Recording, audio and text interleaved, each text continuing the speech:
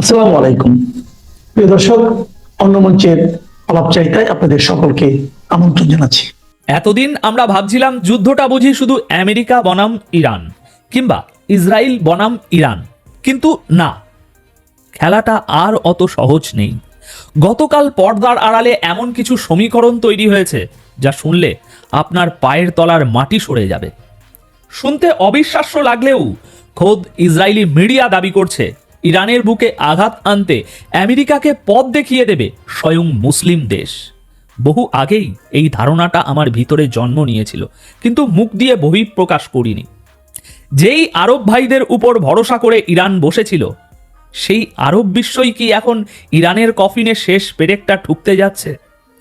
Jordan এবং আমিরাত, এই দুই নাম এখন কেন সব হিসেব নিকেশ বদলে দিচ্ছে? মনে রাখবেন, জিওপলিটিক্সে আবেগ হলো সবচেয়ে বড় দুর্বলতা। আজকের আলোচনাটা একটু অন্যরকম হবে, কোনো ভাষা ভাষা কথা নয়, একদম cut to cut, point to point deep analysis. আজকের প্রথম বড় ব্রেকিং এবং সবচেয়ে বিস্ফোরক খবর, এই মহাযুদ্ধে আমেরিকার পক্ষে কারা নামছে?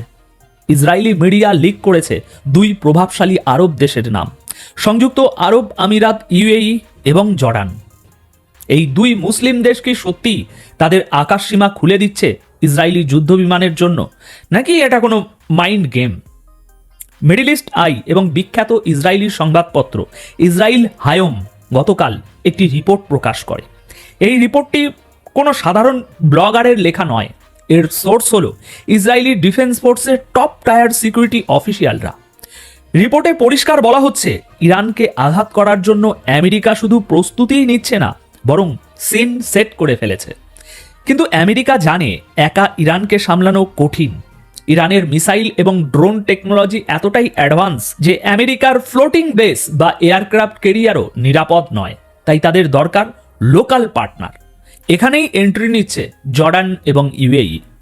ইসরায়েলি রিপোর্ট অনুযায়ী আমেরিকা যদি ইরানে অ্যাটাক করে, তবে জর্ডান এবং আমিরাত সরাসরি দুটি জিনিস সাপ্লাই দেবে। এক, লজিস্টিক সাপোর্ট, অর্থাৎ জ্বালানি, রানওয়ে ব্যবহার এবং সৈন্যদের রসদ। দুই, ইন্টেলিজেন্স শেয়ারিং, ইরানের র্যাডার কোথায় অ্যাক্টিভ আছে, কোন পথ দিয়ে মিসাইল ছুড়লে ইরান টের পাবে না, এই অতি গোপনীয় তথ্যগুলো। এখন প্রশ্ন হলো, লজিস্টিক সাপোর্ট মানে কি? এর মানে হলো জর্ডানের মাটি বা আমিরাতের মাটি ব্যবহার করে আমেরিকার যুদ্ধ বিমান ইরানে হামলা চালাবে। দর্শক, চিন্তা করতে পারেন, একটি মুসলিম দেশের মাটি ব্যবহার করে আরেকটি মুসলিম দেশে হামলা। শুধু তাই নয়, রিপোর্টে আরও বলা হয়েছে মিসাইল ডিফেন্স সাপোর্টের কথা। মানে হলো, ইরান যখন পাল্টা হামলা হিসাবে ইসরায়েলে মিসাইল ছুড়বে, তখন এই জর্ডান, এই আরব আমিরাতের এয়ার ডিফেন্স সিস্টেম সেই মিসাইলগুলোকে মাঝ আকাশেই ধ্বংস করে দেবে। অর্থাৎ ইসরায়েলের সুরক্ষার জন্য বর্ম হয়ে দাঁড়াবে এই দুই আরব দেশ। এখন আমি জানি আপনার মনে এই প্রশ্নটা এসে গিয়েছে ইতিমধ্যে। এখন আপনি বলবেন, ভাই, এটা তো ইসরায়েলি মিডিয়ার প্রপাগ্যান্ডাও হতে পারে, তাই না? অবশ্যই পারে, কিন্তু ইতিহাসের দিকে তাকান। জর্ডান এর আগেও গত এপ্রিলে যখন ইরান ইসরায়েলের ড্রোন হামলা চালিয়েছিল, তখন জর্ডান তাদের আকাশসীমা খুলে দিয়েছিল, আমি রিপোর্ট করেছি, এবং ইরানের ড্রোন গুলি করে নামিয়েছিল। তাই ইসরায়েলি মিডিয়ার এই দাবিকে একেবারে উড়িয়ে দেওয়া মানে বোকামি হবে। আসুন একটু গভীরে যাই, কেন জর্ডান এবং ইউএই এই কাজ করবে। প্রথমে জর্ডানের কথা বলি। জর্ডানের অর্থনীতি পুরোপুরি পশ্চিমা সাহায্যের উপর নির্ভরশীল। জানেন কি, আমেরিকার কাছ থেকে প্রতি বছর বিলিয়ন বিলিয়ন ডলারের এড বা সাহায্য না পেলে জর্ডানের রাজতন্ত্র টিকবে না। রাজা দ্বিতীয় আবদুল্লাহ খুব ভালো করেই জানেন, আমেরিকার অপ্রিয় হওয়া মানে তার গদি নড়বড়ে হয়ে যাওয়া।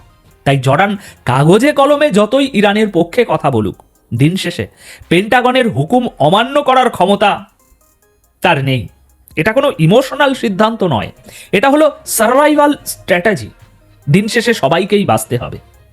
এবার আসি সংযুক্ত আরব আমিরাত বা ইউএইর কথায়। দেখুন, আমিরাতের গেমটা সম্পূর্ণ আলাদা। তারা টাকার জন্য আমেরিকার পা চাটছে না, তাদের ভয় অন্য জায়গায়। ইউএই এবং সৌদি আরব সবসময় ইরানকে তাদের অস্তিত্বের জন্য হুমকি মনে করে। শিয়া মতাদর্শের বিস্তার এবং মুসলিম ব্রাদারহুডের এই পলিটিক্যাল ইসলাম, এই দুটি জিনিসকে আমিরাতের রাজ পরিবার জমের মতো ভয় পায়। আব্রাহাম অ্যাকর্ডস স্বাক্ষর করার পর থেকে ইসরায়েলের সাথে আমিরাতের সম্পর্ক এখন ওপেন সিক্রেট। আমিরাতের লজিক খুব সিম্পল, ইরান যদি নিউক্লিয়ার পাওয়ার হয়ে যায় তবে গালফ বা উপসাগরীয় অঞ্চলে আমিরাতের দাদাগিরি শেষ। তাই শত্রুর শত্রু মানে ইসরায়েল এখন তাদের বন্ধু। ইসরায়েল হায়োমের রিপোর্টে বলা হচ্ছে ইউএই শুধুমাত্র ইন্টেলিজেন্স দেবে না, প্রয়োজনে অপারেশনাল ডেটা দিয়ে সাহায্য করবে। কিন্তু এখানে একটা টুইস্ট আছে, আমিরাত খুব ধূর্ত খেলোয়াড়, তারা প্রকাশ্যে কখনো এটা স্বীকার করবে না। তারা দিনে ইরানের সাথে বাণিজ্য করবে আর রাতে আমেরিকার সাথে ম্যাপ শেয়ার করবে। এটাকে বলে ডাবল গেম। ইউএইর পজিশন বর্তমানে কিছুটা ধোঁয়াশাচ্ছন্ন। তারা সিগন্যাল দিচ্ছে আমরা আছি, কিন্তু নাম প্রকাশ করো না যেন। এবার ভিডিওর এই অংশটা খুব মনোযোগ দিয়ে শুনুন, কারণ মেন অ্যাকশনটা এখানেই। এইসব রিপোর্টের টাইমিংটা লক্ষ্য করেছেন?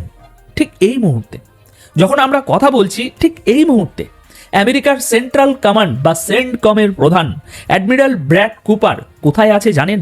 আগের রিপোর্টে জানিয়েছে বিস্তারিত, ছোট্ট করে বলছি। তিনি এখন ইসরায়েলে আছেন। একজন টপ আমেরিকান কমান্ডার শুধু চা খেতে তেল আবিবে যান না।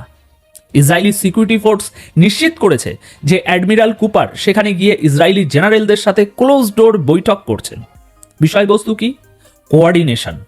ইসরায়েলি সোর্স বলছে আমেরিকা এবং ইসরায়েলের মিলিটারির মধ্যে এমন গভীর সমন্বয় ইতিহাসে আগে কখনো দেখা যায়নি। তারা এখন আক্ষরিক অর্থেই এক শরীর দুই হাত হিসাবে কাজ করছে। ইন্টেলিজেন্স শেয়ারিং থেকে শুরু করে এয়ার ডিফেন্স সিস্টেম ইন্টিগ্রেশন সবকিছুকে এক ছাতার নিচে আনা হচ্ছে। এর মানে কি? এর মানে হলো আমেরিকার র্যাডার যা দেখবে ইসরায়েলের মিসাইল তার সাথে সাথেই জানতে পারবে। এই ভিজিটটা প্রমাণ করে যে হামলা বা যুদ্ধের প্রস্তুতি এখন আর শুধু কাগজে কলমে নেই, এটা অপারেশনাল ফেজে চলে গেছে। অ্যাডমিরাল কুপার সেখানে গিয়ে চেক করছেন যে যদি কাল সকালে ট্রাম্প গো অর্ডার দেন তবে ইসরায়েল এবং তাদের এই আরব মিত্ররা রেডি আছেন কিনা। এখন সবশেষে পরিস্থিতি এমন এক সুতোর উপরে ঝুলে আছে দর্শক, যেখানে একদিকে আমেরিকা, ইসরায়েল, জর্ডান, আমিরাতের অলিখিত জোট, যারা ইরানের উপর চূড়ান্ত আঘাত আনার ছক করছে। অন্যদিকে ইরান, যারা জানে তারা কোন ঠাসা, আর কোন ঠাসা বাঘ সবসময়ই বেশি হিংস্র হয়। আর মাঝখানে সৌদি আরব আর কাতার, যারা নিজেদের সম্পদ বাঁচাতে প্রাণপণ চেষ্টা করছে। দুই নৌকায় পা দিয়ে চলছে। ইসরায়েলি মিডিয়ার এই রিপোর্ট যদি সত্যি হয়, যদি সত্যি জর্ডান আর আমিরাত আমেরিকার হয়ে কাজ করে, তবে মুসলিম বিশ্বের ঐক্যের কফিনে এটাই হয়তো হবে শেষ ব্রেক। জানি না, কমেন্ট বক্সে আপনারা জানাবেন আমার ধারণা সঠিক কিনা। ইতিহাস হয়তো এই ঘটনাকে মডার্ন ডে কারবালা বা ভাইয়ে ভাইয়ে যুদ্ধের এক নতুন অধ্যায় হিসাবে মনে রাখবে।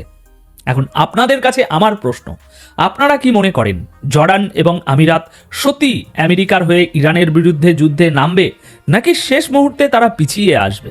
কমেন্ট সেকশন খোলা রইল, আমি আপনাদের প্রত্যেকটা লজিক্যাল কমেন্ট পড়ব। জানান আপনাদের মতামত। আর হ্যাঁ, সাবস্ক্রাইব করে বেল আইকনটি চেপে দিন, কারণ এই খেলার পরবর্তী আপডেট আমি সবার আগে আপনাদের দেব। ধন্যবাদ আপনাদের সকলকে।